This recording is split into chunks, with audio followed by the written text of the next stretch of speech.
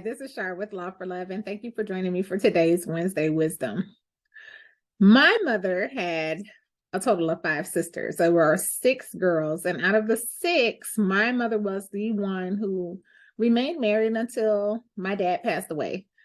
And one of my aunts was recently sharing with me what my dad used to say to her and my other aunts about the women in our family. And he would say, y'all bar T women are just too damn controlling. And that's why you can't have a man. Now, I never knew that my dad said this to my aunts, but for whatever reason, my aunt decided to talk about how the women in our family are very, very controlling. And this had a lot to do with why my mom was the only one who managed to remain married, where everyone else, literally all of her sisters, had married and divorced. And there's a really high cost for control. And I talk about it quite a bit. But control means that if I want to be the one that's making everything happen, then I have to pay the cost for everything that's happening. And so I share this because I really didn't have a lot of examples of what it looks like to be like in partnership with someone. My mom did her best, but there was still, the remnants of taking care of herself for the most part and being quasi-independent, even within her relationship. And this really got put to the test for me this past week. I had an incredibly insane week because I was in trial. And for me, trial takes a day or two before the trial, all day of the trial, and then the day after the trial for recovery. We got engaged in a high conflict matter that had some urgencies that had to be dealt with. And I was still in recovery when we received that phone call. And then I already had another engagement scheduled for the end of the week. So by the time I got to the end of my week, I was just like frazzled, beyond frazzled.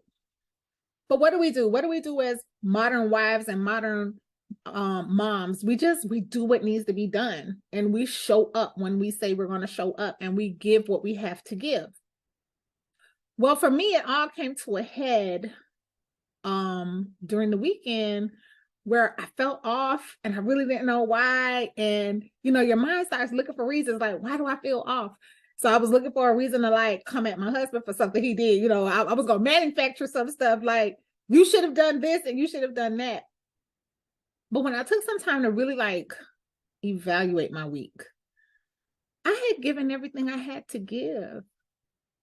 And so I found myself realizing, wow, I'm about to go in on my husband. He was holding me down all week while I was making the world happen.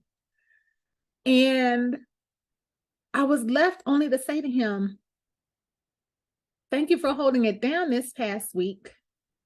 And by the way, I'm really tired. Will you please cover me in your prayers? And what makes me so angry about that is that need for my independence, that reluctance to be vulnerable, even with my own husband. Little tears start coming out my eyes, and I'm like, why am I crying? I'm crying because I am tired, and I'm crying because I'm being vulnerable, and I'm crying because I don't want to need you. And going back to what my dad used to say about the women in my family, you're too damn controlling. Why is it not okay for you to ask for help when you're tired? And why is it embarrassing to have run out of steam? So the wisdom is this: if you are running on fumes and you're beginning to notice the warning sign, the gas light is coming on, it's okay to ask for help.